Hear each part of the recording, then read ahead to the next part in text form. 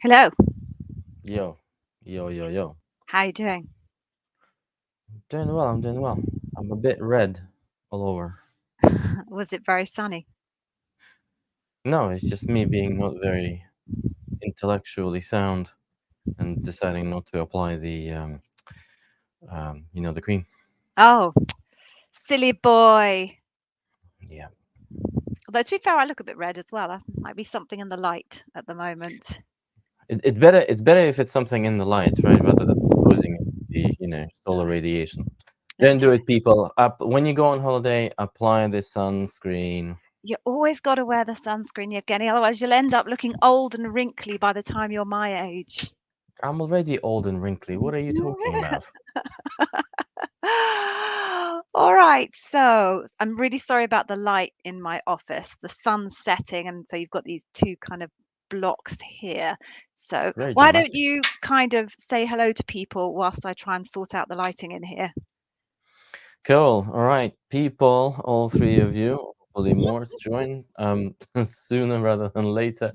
Welcome to the weekly live in Amazon interview coaching on our YouTube channel. So we've got Gigi and you got myself, Evgeny. We're both co-founders of Day One Careers. We're both former Amazonians. Gigi is also a former bar raiser as well. And if you're prepping for your interviews with Amazon, you know about these very, very scary people. Just kidding. You know about bar raisers. We've been running Day One Careers since 2022 together as a joint business. We've merged our individual businesses together to form Day One Careers. And the reason why we did that is because ultimately, as former Amazon hiring managers, when we were at Amazon, we saw just how much positive impact interview preparation can have on your interview performance in Amazon's behavioral interviews, all the way to folks having amazing profiles but not progressing through rounds because their interviewing skills weren't up to scratch. So our mission is to give you guys, all of you, all 10 of you now and more, the best Amazon interview expertise out there, and that's why we're doing these events. Have I missed anything? No, and you know what? I'm so flustered from having just immediately jumped from the HMRC website onto this website. I'm like, oh, where am I? I know, Sorry, right? folks. I've been trying to do my taxes and it's such a nightmare. So no, I think the only thing left is just to tell folks how to rule house rules and how to ask us questions, etc. Ah, yes. So, house rules, people. So we're here for you for the whole hour. So ask us any questions that you have about behavioral interviews at Amazon, and just a couple of tips so that you guys can extract the best value out of our time together. It is, look, if you have some questions about the functional side of your interviews or assessments at Amazon, unfortunately, unless you're interviewing for a marketing team, will probably going to be a bit useless to you, because Amazon just has literally thousands of different job families, and every team pretty much can run their own styles of functional interviews and assessments and whatnot. So if you have an interview for a data construction manager next week, unfortunately, we won't be able to help you on the functional side. Also, with regards to the specificity of your questions, look, if you just want to have some general ideas and insights about the behavioral interviews at Amazon, the best resource for that is this very YouTube channel. If you're watching this on YouTube, because we're also live on X and on LinkedIn. So for generic advice, or general advice rather, just hit the YouTube channel and search the archive of our videos. This is where you have it.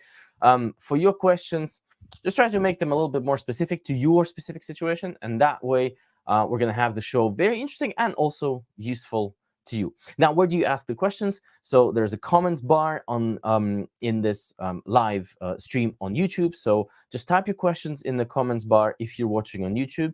We will put them up here on screen and we're going to try and answer them.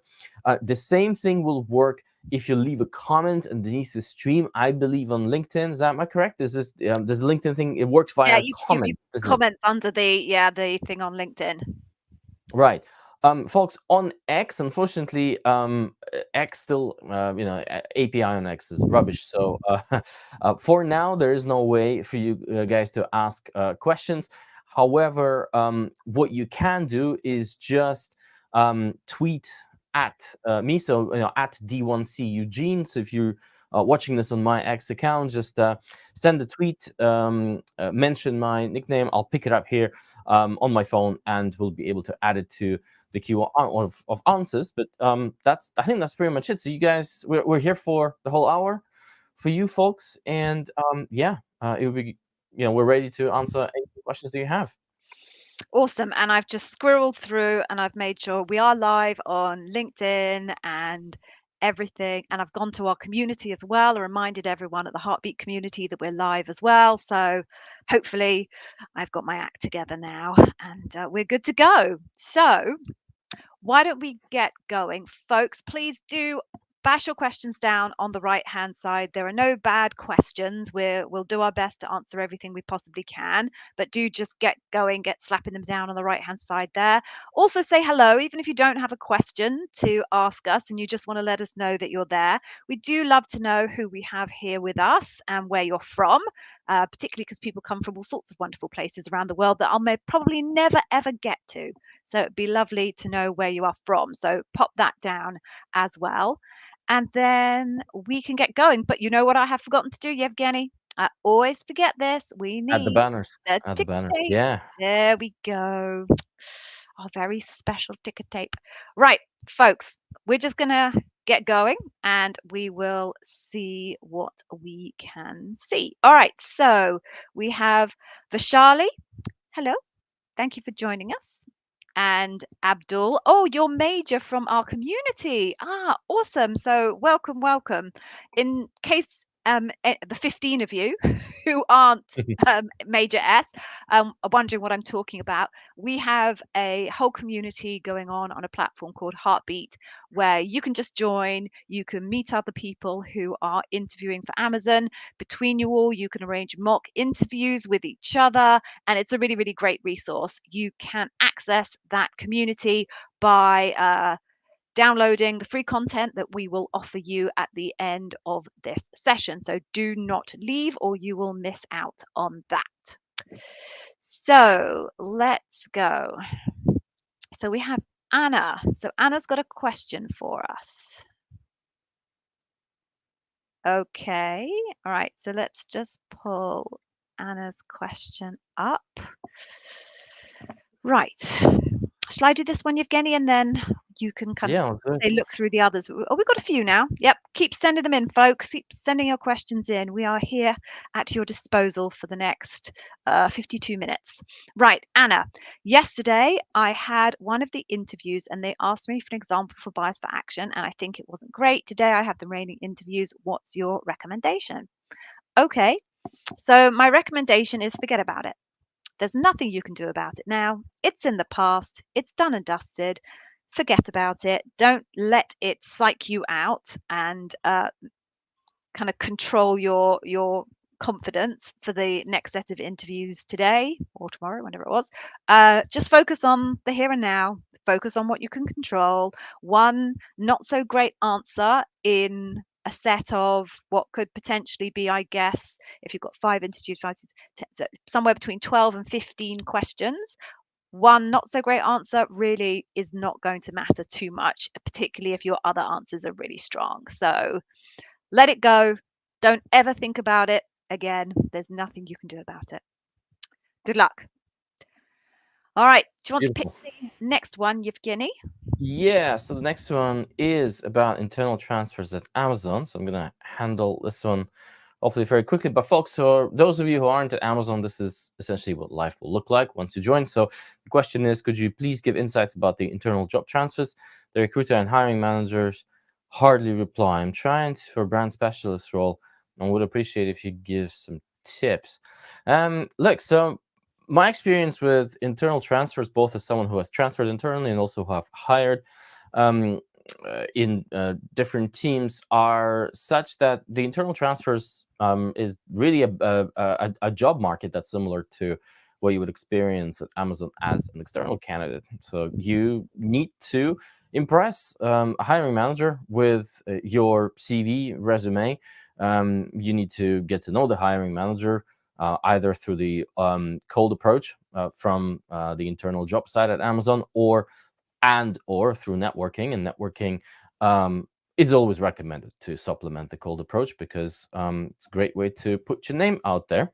But ultimately, once you get to know the hiring manager, once you ask them to do a little coffee chat with you. Remember that lingo at Amazon, coffee chat, which is essentially a non-committal discussion about anything that you want, from career prospects and promotions to to anything else. So get them out to discuss their own coffee chat, all the way to being invited to the internal loop. So it's essentially the external market.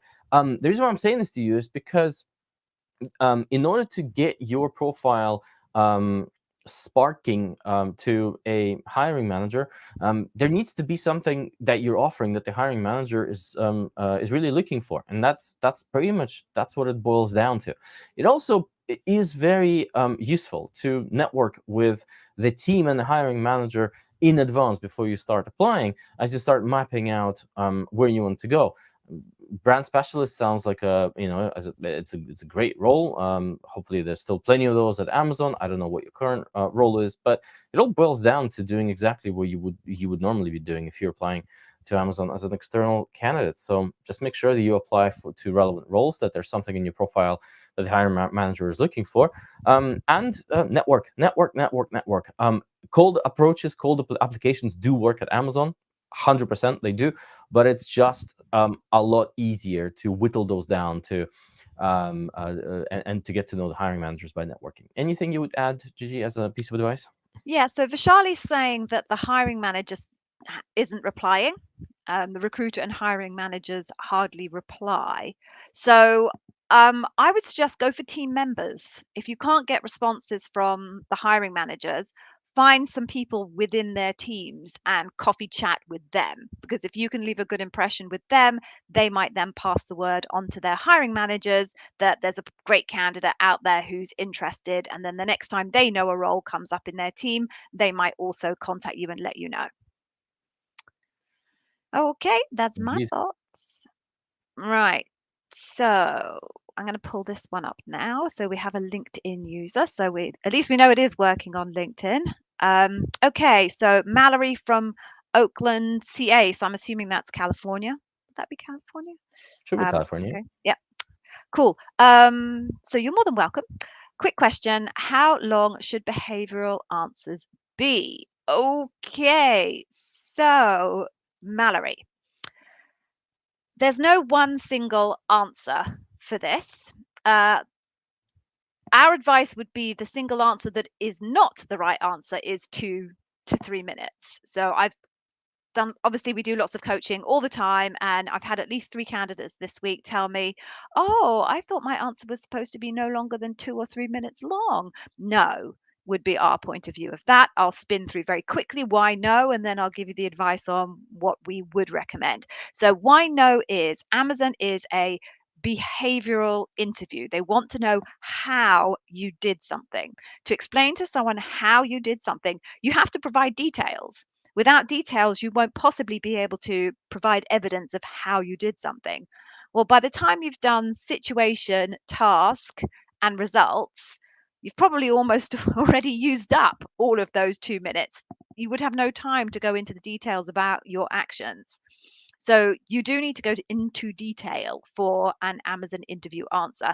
Amazon senior leaders, I found an article and then I forgot to bookmark it to be able to reference it here. But Amazon senior leaders have publicly stated they want details in their interview answers. Needs to be concise, but nonetheless, they want details. And 2 or 3 minutes is just not going to cut it. Now, the people who say 2 or 3 minutes will probably then follow up with, oh, then you can rely on your interviewer to ask you the follow up questions so they can then probe what they're interested in. Well, maybe. My hypothesis that is that people that say that, they as interviewers have a preference for that type of structure because they prefer to ask answers, and maybe they are good, interested, and engaged interviewers. The problem is you can't always be guaranteed a good, engaged, and interested interviewer. They may not ask you follow-up questions. They might not even ask you the right follow-up questions that will help you table the optimal evidence for the behavior, for the leadership principle that they're asking you on. In which case, they say thank you very much, and then move on to the next question, and you've had absolutely no opportunity to provide the level of detail that you need to demonstrate that you are in fact behaving in line with that leadership principle. So we are absolute no-no-nos when it comes to the 2 to 3 minutes. Okay, so Gigi, you've told me what not to do. Now tell me what to do.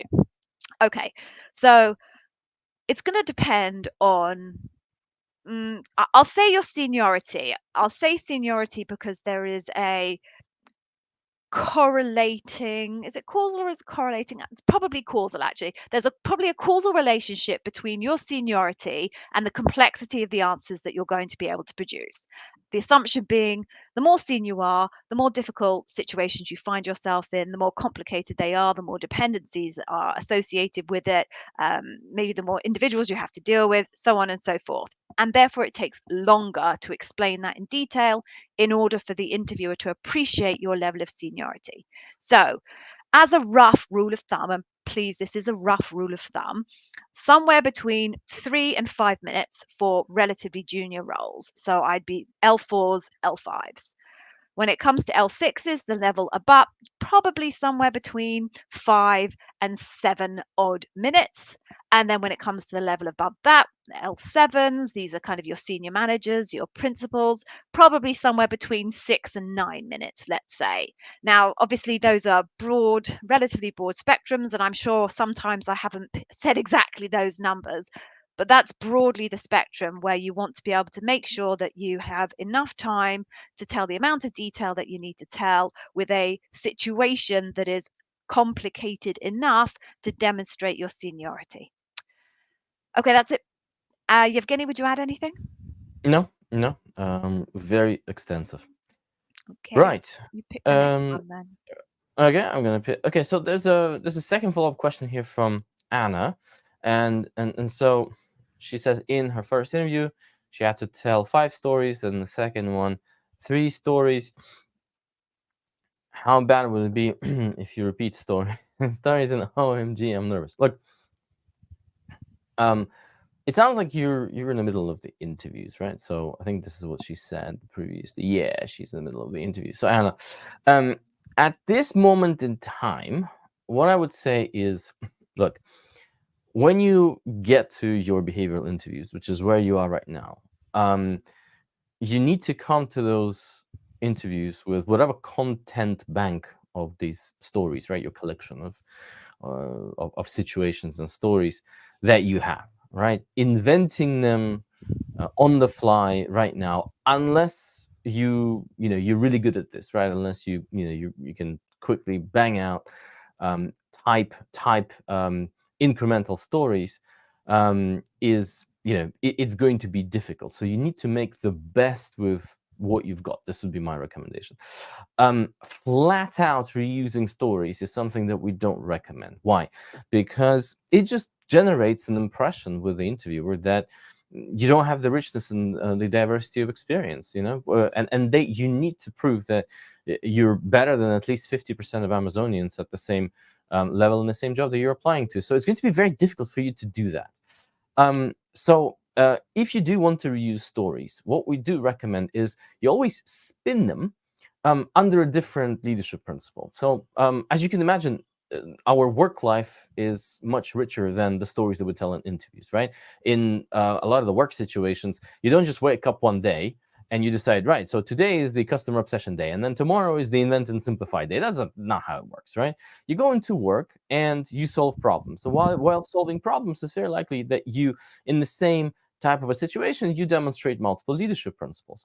But when you decide under what behaviors to focus on, this is when you can potentially take the same situation, and in one interview story you can focus on behaviors that answer, let's say, a customer obsession question, and then in a different interview scenario that's probing for a different leadership principle, you can focus on a different set of behaviors. So if you feel like you're running out of content right now, this is how you can do it. Now, obviously, in an ideal world, you need to prepare a lot more content. You need to prepare 2 to 3 stories per leadership principle. But given where you are right now, that would be my recommended strategy. Well, would you add anything, Gigi? No, I mean, you only have the stories that you have, and that's just the end of it. So wherever you can, if you can respin that story to another leadership principle, that's really the ideal. You shouldn't you shouldn't be in a position where you have to repeat the same story word for word anyway, because if you're at Loop, your interviewers are going to have different leadership principles. So you're almost forced to put a slightly different spin on the stories that you created last time. I'm The fact that you've been through 5 questions in one interview feels to me quite a lot. My assumption is that you're potentially interviewing a relatively junior role. I think I would only get through kind of 5 questions if I was interviewing someone at maybe an L4, maybe L5 level. If that's true, I think there is a level of expectation at when you're interviewing at those levels that you are going to come across candidates who need to repeat stories because they're quite junior and they haven't had decades and decades of experience like me as an example. So perhaps don't panic too much. I know our advice is to avoid repeating if you can, but if you are interviewing at quite junior levels, there is certainly a level of expectation that repetition is likely to happen. So hopefully that helps mitigate some of your concerns there a little bit. Okay, so moving on. We've got SR-71 who's joined us. That sounds like a robot from an android from Star Wars, doesn't it? Like R2D2, R2D2 or C3PO. We've got SR-71. Okay, you're not laughing, Evgeny. That's Maybe fine. no, no, no. I'm just thinking maybe the SR-71 had no idea he or she was an android, and we've just Oh, that. broken it to Oh them. no, no. That's a bit Blade Runner-ish, really, isn't it? I love Blade Runner. Who doesn't? Well, plenty of people don't, but yeah, I agree. Right, shall we go on to okay, so Sebastian, I think we've already covered your answer by answering the question before. So we're going to jump you. And if you weren't satisfied by the answer I gave about how long an answer should be, just rewrite your question in a different form a little bit further down. Okay. All right. You want to pick, should we pick this question, Yevgeny? Yeah, go for it. I was going to let you do it. Okay. I have a question. Tomorrow is my interview, and I'm having problems coming up with an answer for a time something went wrong. Gosh, what could go wrong? Well, I Which think my first question is, where in God's name did you find that as a potential question to be asked at an Amazon interview? Because if an interviewer at an Amazon interview asks you that question, they shouldn't be an interviewer at Amazon, would yeah, be my point of view. I'm just gonna keep going with this something went wrong theme. That's probably something that went wrong. But no, so look, it's highly unlikely that Amazon will anyone at Amazon will ask you this specific version of this question. I mean, there are possible questions that they will ask you that sound somewhat similar to what went wrong, but they would be very specific about what that thing is and kind of Mhm. what the context is. Like, I'm just gonna give you one example. Like, tell me about a time when you made a bad decision, for example, right? Okay, clearly something went wrong, right? But that something that's went wrong here because the decision was made that didn't turn out well, and that is an "all right a lot" a question, right? One of many, many, many that could be asked for "all right a lot." And so this is what we call the negative way into the leadership principle. That specific when something went wrong is a highly generic question. Now, setting that aside, I guess what I'm reading in your question is for those types of questions where you're in a job interview and then an employer is asking you for these negative ways in, right? Like, so how do you? This mind-boggling, right? Like, why would they even want to do that, right? Surely you're meant to be out there and kind of selling your profile, and every single story that you tell needs to have a happy ending. That's what I would be thinking. And with Amazon, that's not how it is. So what they're looking for is a genuine answer. They're not trying to trick you. They're not trying to like, they're not expecting you when they ask you a question, tell me about a time when you made a bad decision, for you to actually tell them about the time when you thought it might have been a bad decision, but it actually was a really good decision and everything just would turn out fine. No, they genuinely want to understand, how did you deal with a situation when either you made a bad decision, or you made a promise to someone that you either didn't deliver, or you knew that you were about to kind of, flunk out on a promise. And then how did you salvage the situation, and how did you, what did you learn, and how did you apply those learnings? And then obviously, depending on the leadership principle that they're testing, there will be a lot more context in that question that will allow you to form an answer. But I guess, again, what I'm reading in your question is, do they really want to have me tell them a genuine story about when something went wrong? And the answer is yes, they do. Just make sure that you include learnings at the end, and how did you apply those learnings so that the same thing doesn't go wrong again. Would you add anything? um, I guess one more thing. So to Yevgeny's point, there are a number of different questions in the Amazon interview kind of experience that could look like that. Another one is, tell me about a time where you failed to deliver on a promise to a team member, or tell me about a time where you failed to meet a deadline. In all of these things, something went wrong. And if someone asks you a question quite specific like that, then I think it would negate your question here of where to start answering the question, because then it becomes so much easier. You know exactly what the scenario is that you need to pull forward that went wrong, which is why this is such a poor question. So to build on Yevgeny's point, I think if someone asked me, tell me about a time where something went wrong, my first question would be, do you have any preference for the type of thing that went wrong that you're interested in? Because then that might drive the specificity to enable you to have a much more specific question that you can then answer to.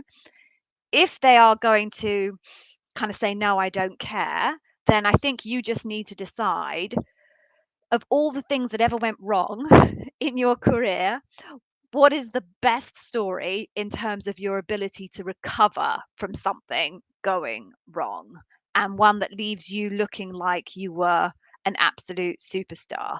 Um, there are other nuances about whether the fault lies with you or the fault lies with someone else, blah, blah, blah, blah, blah, which is why this generic question is just so unhelpful, because it just creates so many variables that you can't kind of know, predict, etc. But yes, I guess that's it. I'll stop talking now. Should we pick another question, Evgeny? Yes. So here's a question here from SR71. So apparently SR71 applied for a job and got an assessment before the interview. What does it mean? It says application pending on the tracker. Was my resume seen by a recruiter or not?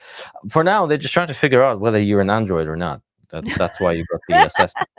It's meant to Stop. weed out artificial life. I was just kidding. But everything's normal. So you plenty of roles get assessments before they get any interviews. So just do the assessment, and your next stage will be the interview. So do not worry. Everything is exactly as intended. But to just finish off the exact point, has your resume been seen by a recruiter or not? Yes, the Yes, recruiter it has saw your been. resume, decided you were potentially a good candidate, and decided to put you through an assessment. Yes, it's exactly what happened. Proceed as normal. Beep bop, beep bop. Right. What's going on here? Okay. Let's put I can't keep SR71. Stop clicking on clicking it. SR71. Damn it. Right. We've got a long one here from Vivek. So, hi Gigi and Yevgeny. I had a phone screening interview today for a position for DCEO, okay, electromechanical technicians. I have no idea what that means, but okay. It went very well. I believe my hiring manager was satisfied with my answer. Okay, waiting for the positive feedback. Oh, you just want to thank us. I'm waiting for the, I was waiting for the, oh, I was waiting for the punchline, but okay. You are more than welcome, and we have our fingers very, very tightly crossed for you. Everybody in the audience, please send Vivek your most positive mojo, and we hope for the very best for you. Let us know how it goes. Indeed. Right. I feel I cheated there, so I should probably pick another one, shouldn't I? Okay. Okay, right. So, I'm going to go for Saria. I'm really sorry if I've mispronounced your name. Please apologize to your parents for me if you have. You had an interview today with Amazon, an L3 role from ROC. The interview was scheduled for 30 minutes, but the manager finished it in 17. Is this good? Okay, so it could be good, it could be bad. This is the problem with this situation, is there's actually no way of knowing whether it's good or bad. So it could be good because it could mean that the interviewer got all of the information that they needed from you within those 17 minutes. They felt they got everything that they needed. There was no point in carrying on the interview anymore because they've almost certainly decided that they want to move you on to the next round, and an extra few minutes isn't going to change their mind about that.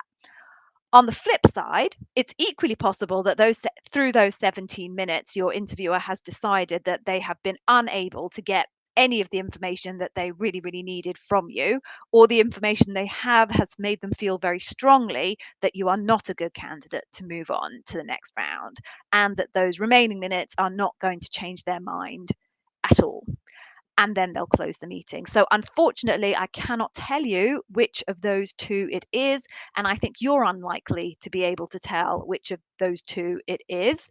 And therefore, again, as I said to the candidate at the very, very start of this session, there's nothing you can do about it now. It's done. It's totally out of your control. So move on. Keep going with your job hunt. I would say that to everybody, regardless of how well their interview went or not. Keep going with your job hunt. It's out of your hands now. All you can do is wait until you get the outcome. Good luck. Good luck. Right. So we are at the halfway mark.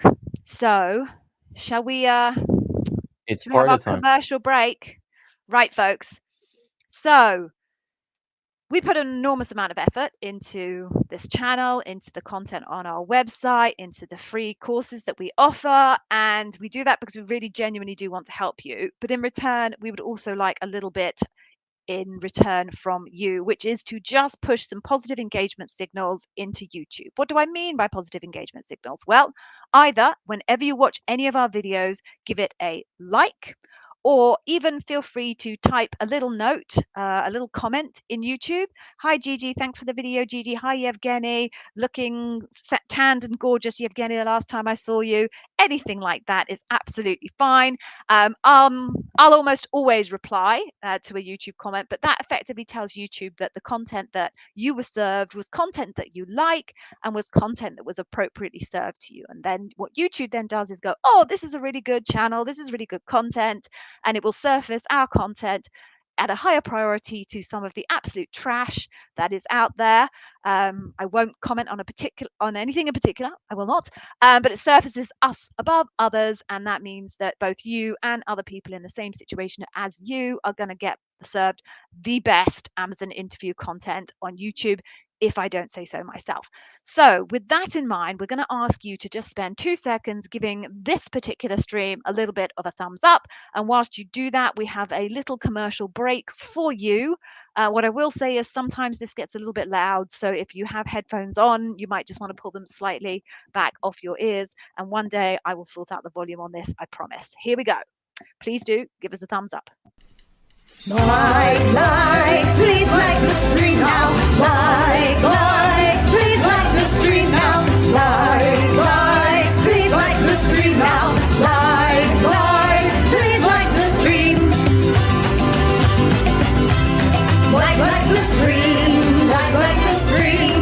Like the stream. Like the stream. Like the stream.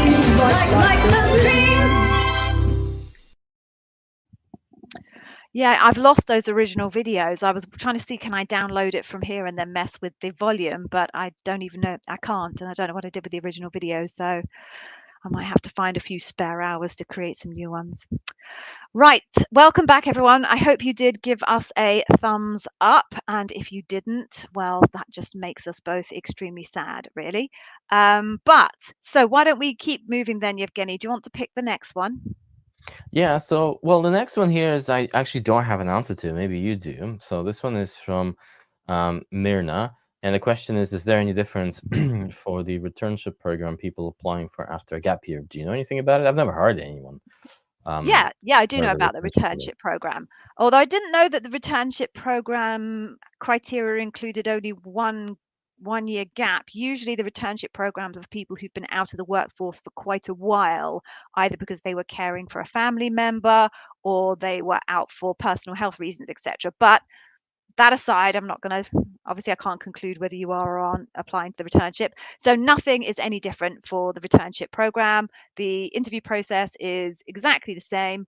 Um, I think you might have slightly fewer interviews than you would do if you were applying at that level for a full-time role, but everything else is exactly the same. So all of the content on our YouTube channel, everything that we teach in our digital courses, all of that would be completely appropriate for you. Fingers crossed, wish you the best of luck. Excellent. All right, now let's get to this. We have a multi-parter here. Oh, we love those. Hi, I have no question today. Just dropping.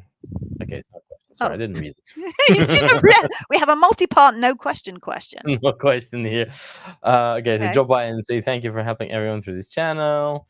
I've already been rejected from AWS Germany. You were right; they don't consider applicants from international applications for international candidates for hmm Swiss Generals L2. Drifter was There's a here ban. last week whilst you were off jollying on your Ah, vacation. Drifter was here last week and I offered some advice. okay, cool. No problem. Right, so let's do this one. So, how is a program manager role different from a project manager? Can you please tell me the hierarchy of program manager? Right, I'm just gonna keep it on the screen just to keep track of kind of the sub questions. So, the hierarchy, well, it's basically program manager, senior program manager, manager, program management, and then senior manager program management. Um, have you seen any L8 program management directors? I haven't. I think they all roll up under a business lead who tends to be an L8. Yeah, so I think the question is more around the difference between project management and program That I know. I'm management. just Yeah, answering kind of from the bottom. yeah. So in So terms of hierarchy, I think it yeah. terminates in L7, the So actual functional title. yeah, I mean, I think the question assumes that they're part of the same job family and they're not. No, But they're no, not. I've never seen anybody higher than an L7 program manager. Gotcha. Right. So program manager is someone who looks after an established program, and Amazon calls a program a repeatable set of initiatives that is trying to achieve a certain goal that's valuable to Amazon. So so a program is something like, for example, fulfillment by Amazon in Amazon Marketplace. If you've ever shopped through Amazon and you bought something from sellers and yet it was delivered to you um, within 1 or 2 days as part of Amazon Prime, it means that the seller or the third party selling partner at Amazon is or was part of FBA, which is the Fulfillment by Amazon. Now, Fulfillment by Amazon is a program which is trying to recruit as many sellers as possible into this program in order to enable their selection to be shipped and delivered to customers um, on the same delivery promise as the selection that Amazon buys wholesale from big brands, from the Procter and Gambles and Unilevers. What makes program different to a project? So a project has a start and a finish. So it's essentially a future-facing set of initiatives, and a program is an ongoing set of initiatives. It's a cycle that's kind of it's already working, it's moving. Now, projects and programs do intersect. For example, you can have a project to launch a program. And when Mhm. you launch that program starts working, and you need to manage it day to day. But you also need to evolve that program. Some of those evolutions to the program could be incremental. They don't require a project because they're quick. Some of them may require a project, and then there is a project, and then you, as a program manager, in fact, can lead that project as well in a project management capacity, or you don't, or someone else does that. So hopefully that explains it. Gigi, would you add anything? The only thing I would add is that I think that the discipline around the nomenclature between program and project manager is a little bit loosey-goosey. So in my experience, there are potentially job descriptions that define something as being a project management job when actually, puristically, it's a program management job. So at the end of the day, it's still the same skill sets that are required. It's just simply, to Yevgeny's point, a program is something that's kind of an ongoing group of works, and the other is a particular execution of something that has a very finite beginning and end. But the actual skill sets required are going to be exactly the same. Sorry, Get the whilst you were stuff done. talking, Yevgeny, I was pinging through the Amazon Jobs website and looking at project managers versus program managers roles, in case you wondered why I wasn't paying any No, no, no. attention. You're absolutely right. It's like it's like the PM job family, right? Like anything you can't define, just stick a PM job PM, family yeah, into it and exactly. hope it works out. Yeah, and if it's technical, put a T at the beginning or at the end. Yeah, exactly, exactly. All right. Let's move on. Okay. Oh, SR-71 is a spy plane. Well, of course, that's what. If you were an android, that's exactly what you would say. You would, It's a you'd spy be trying plane, to kind of like distract us from of the course. actual truth. Ha! Nah, not gonna work here. Sorry, SL71. We're just too smart for you, SR-71. Right, let's have a look. Here we go. I can't remember. Is it your turn or is it my turn? I've totally It's lost your track. turn. It's your turn. Okay. I'm applying for a senior manager role with 10 years of experience, which you have, with ongoing interviews, but you have no idea about salary negotiation. Do they make an offer or coming back to my first propose?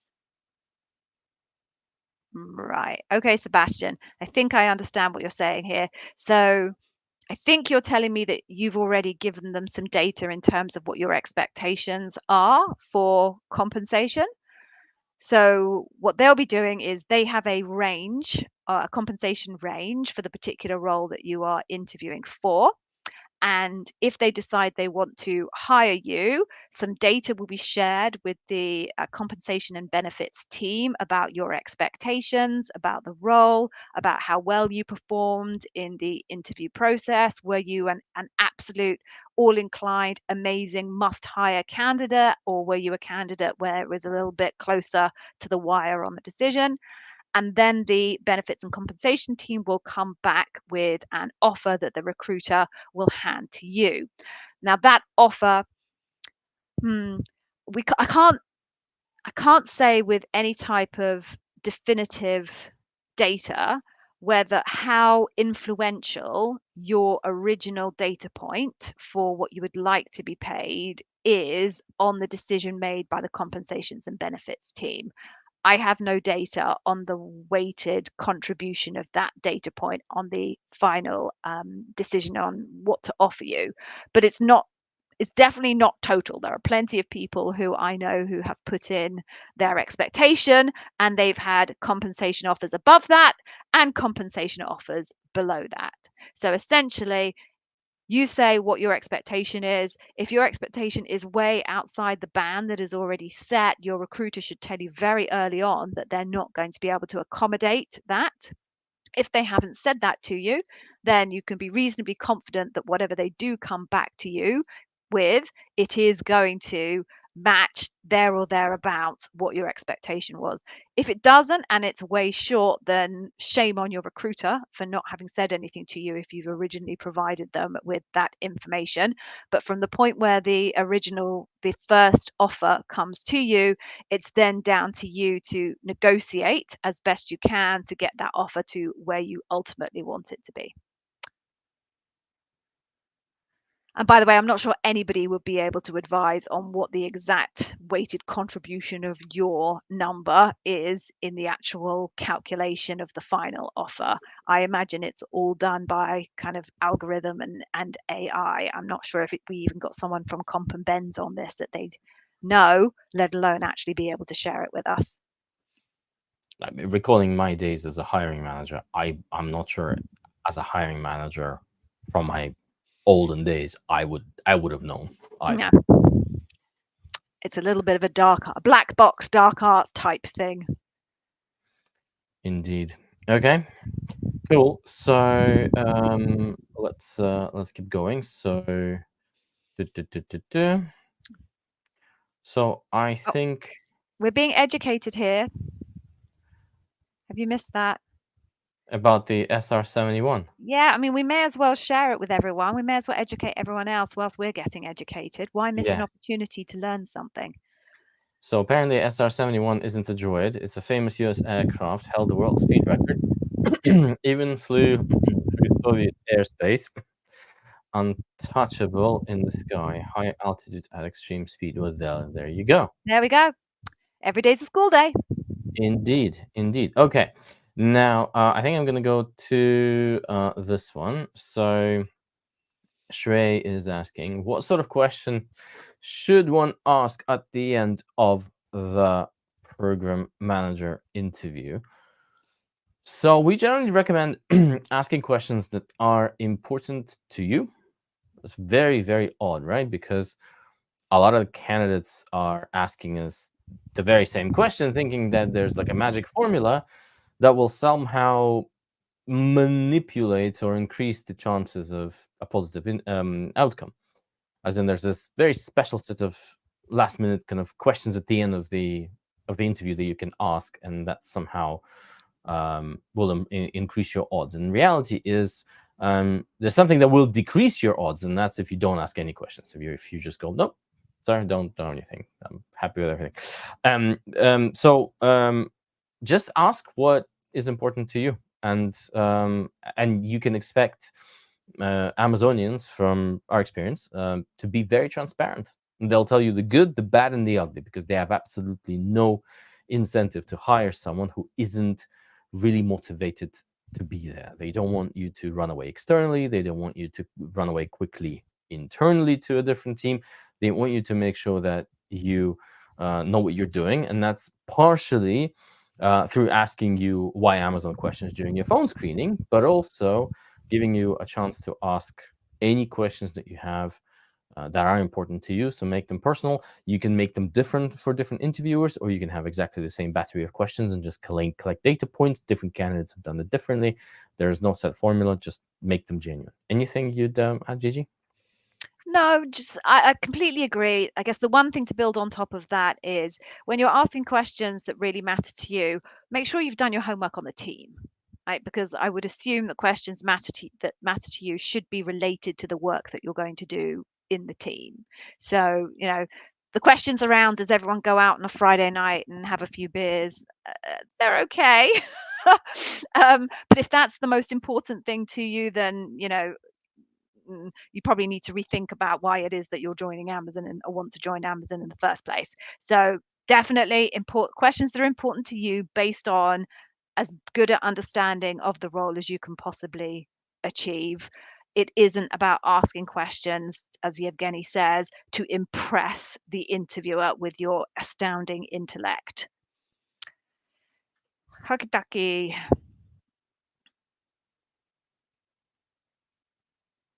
Oh, I'm moving on. Sorry, I was silent there. Okay, any more questions? I love the Cookie Monster. Is that Cookie Monster here? No, it's not Cookie Monster. I've just kind of tell me you're Gen X without telling me you're Gen X. But it's cute, Soraya. Thank you very much for that. Okay, let's move. Oh, this is good. Right, you can pick this one because there's no way I'm going to be able to pronounce this, and I want you to make a fool out of yourself, Yevgeny. So just underneath, there you go. There's a challenge, Yevgeny.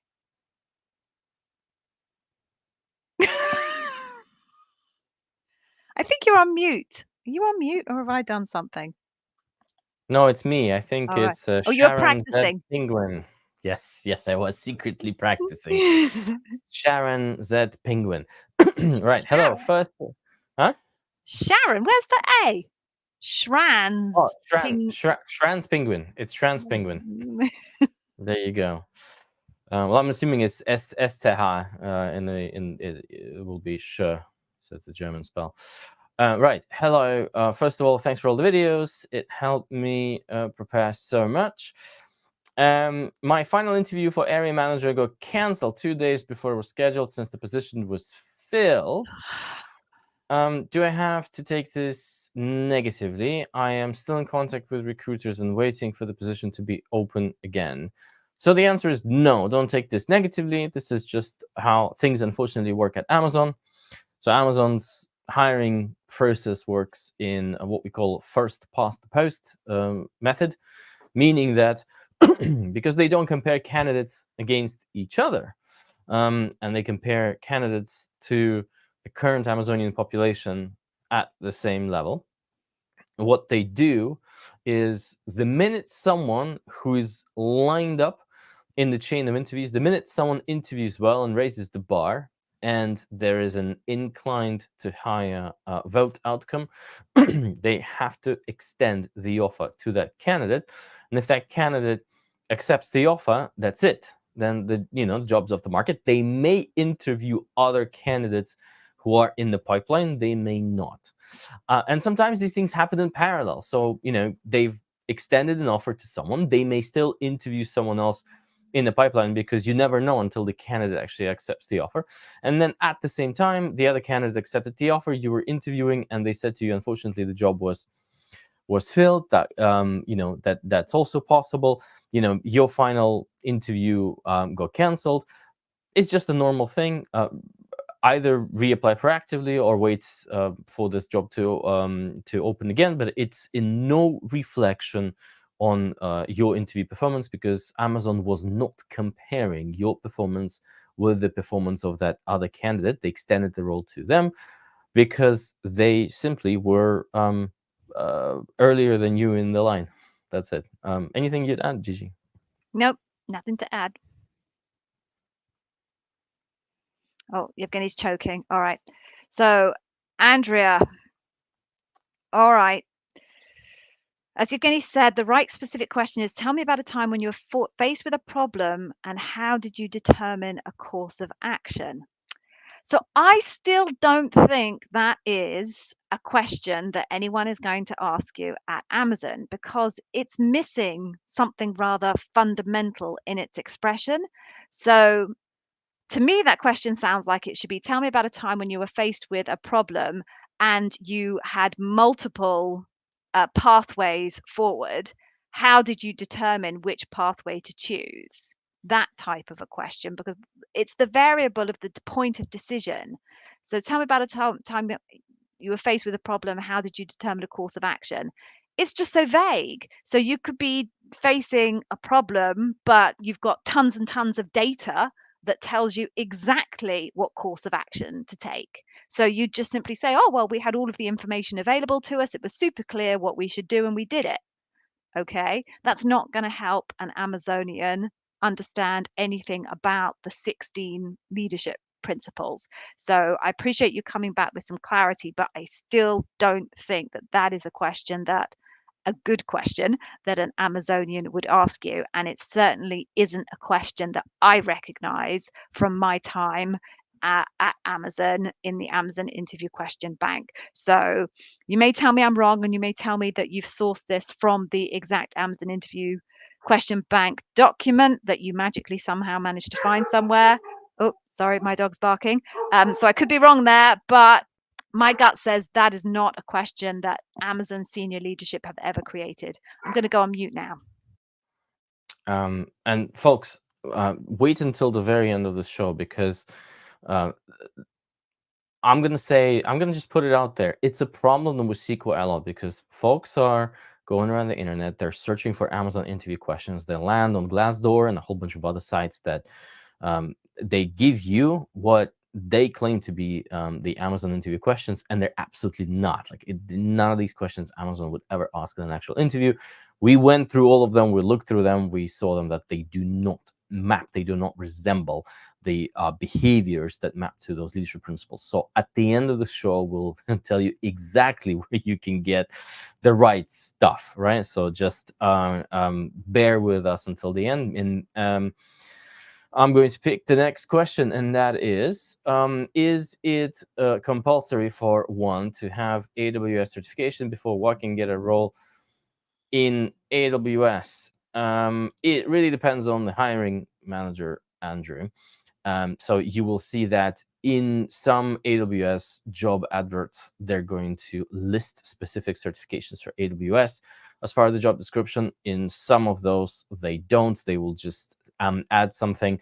Very, very frequently appearing term is familiarity with AWS technologies.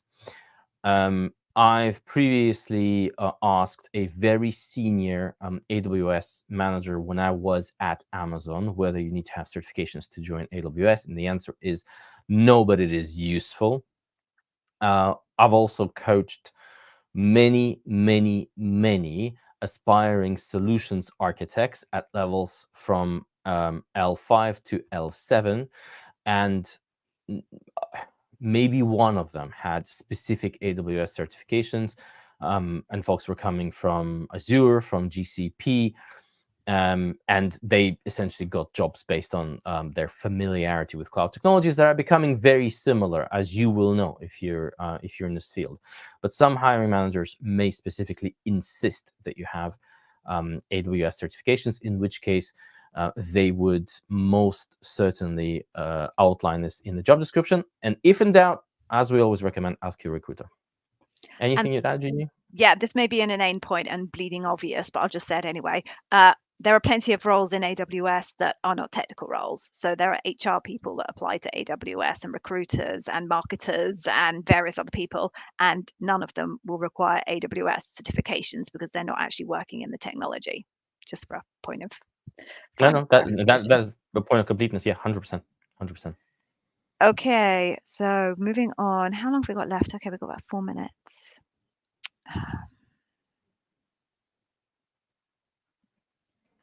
Oh, okay. So I'm reading like a 5-parter here. Do you want to read that one from Saria, because whilst I Okay. pick the question. Okay, cool.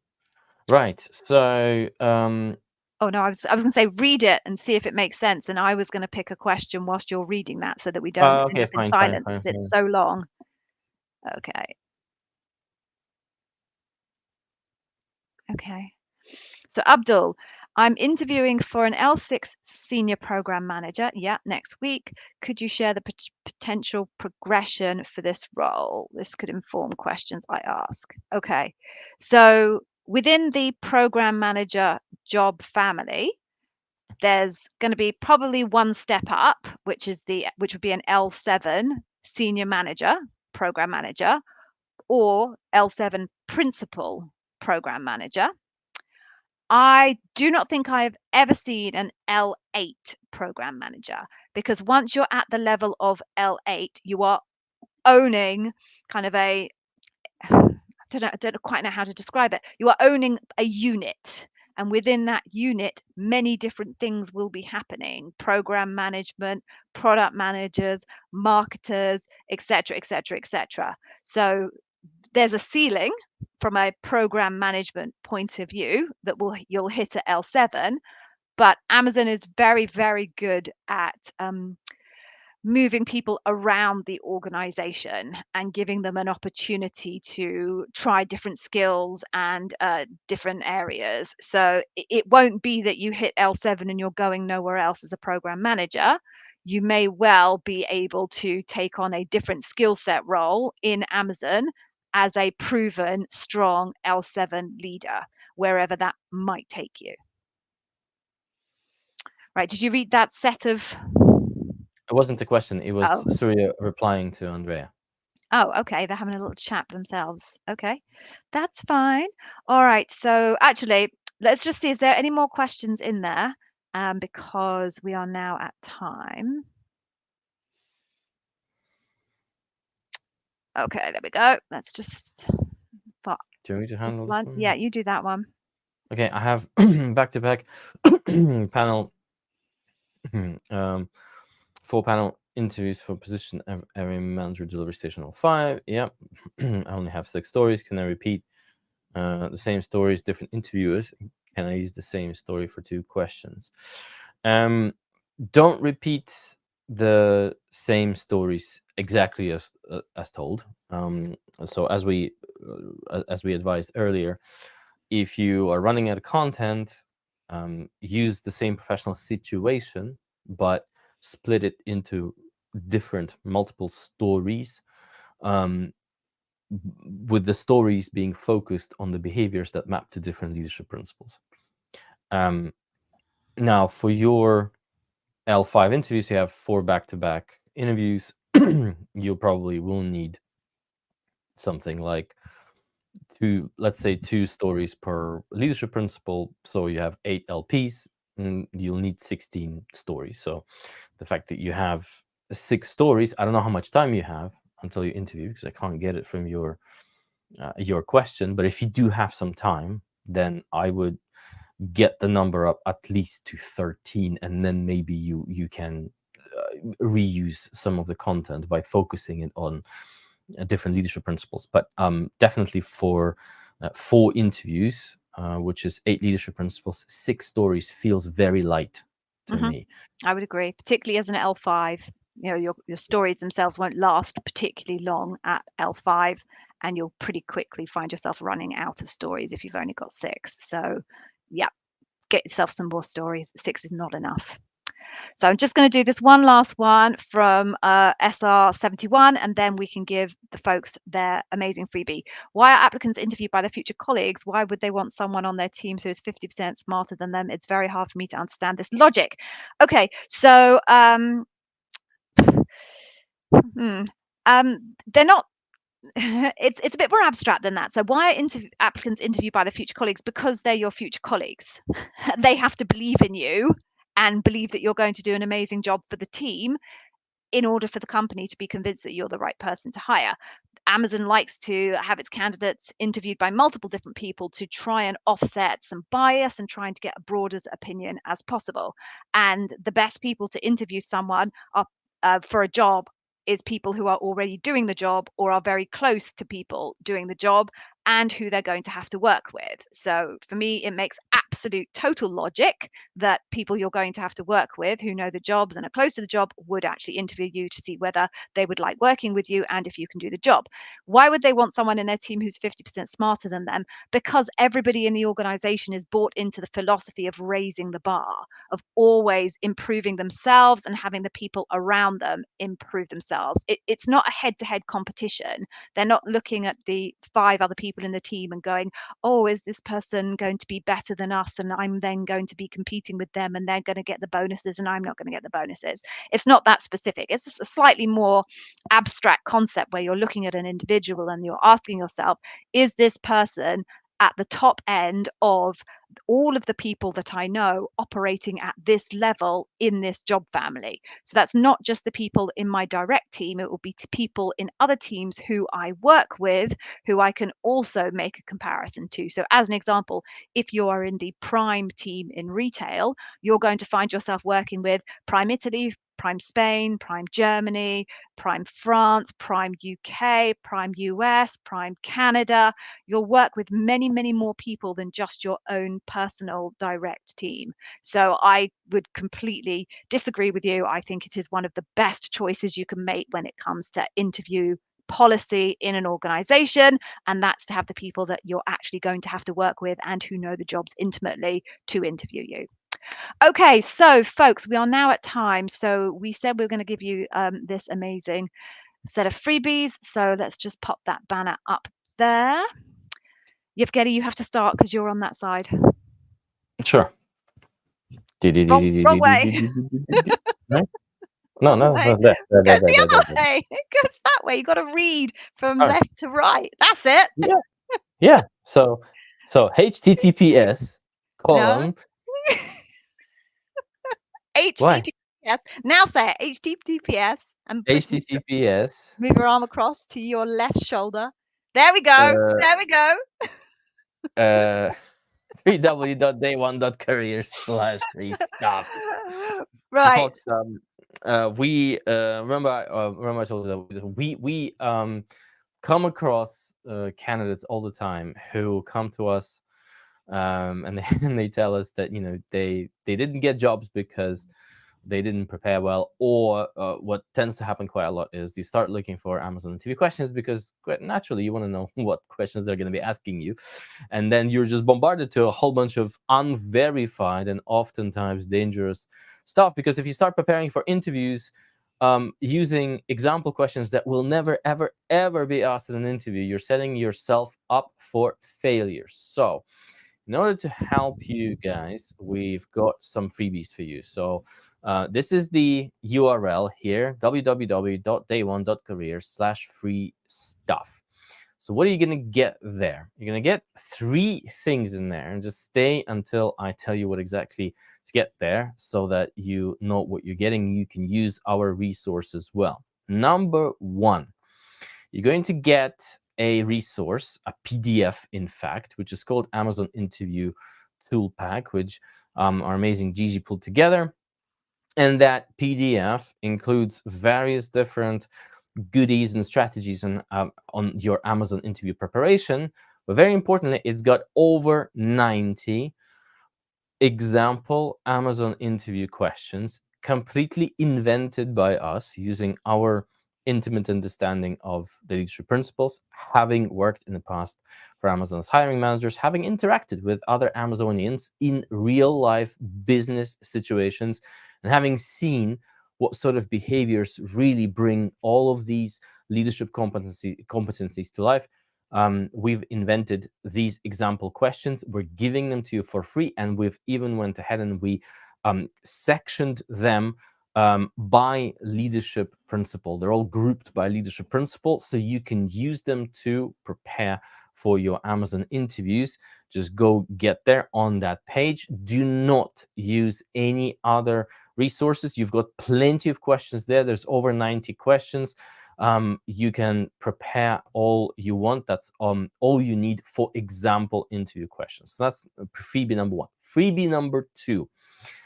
So folks, we've pulled together what we believe is the industry leading interview preparation success system with our Amazon Interview Whiz courses, the AI tools that go in there. And we just wanted to give you guys a full-blown taster of this content. So when you go into that page, you will get a course on how to answer questions on customer obsession. We will introduce you to our proprietary way of diving deep into the meaning of all the leadership principles. We call them facets. We're going to tell you exactly what behaviors interviewers are looking for when they want to interview you on customer obsession. And in the paid courses that we sell, we have a module like this on every single leadership principle.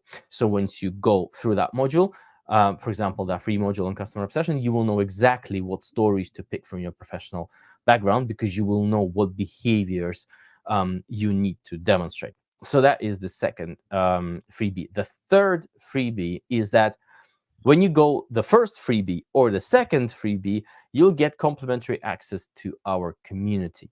It's run on the platform called Heartbeat. And in that community, you'll be able to connect with other candidates. You will be able to schedule mock interviews together with other candidates just to practice. And for that, you can use freebie number 1, the Amazon Interview Tool Pack with 90 plus vetted Amazon interview questions. But the other thing that you're going to get is access to our custom bot that will answer all your questions.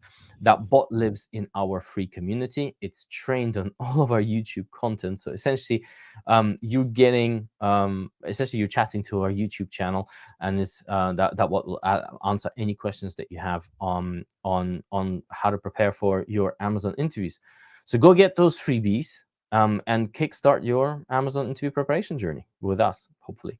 And we'll be here again next week. So thank you very much for joining us. We hope you found it useful, and For those of you who have interviews coming up, we have our fingers very, very tightly crossed for you. And remember, if luck. you are watching our YouTube channel, please do give videos a thumbs up or drop us a little comment. But for now, enjoy your week. Take care. Bye. Bye bye.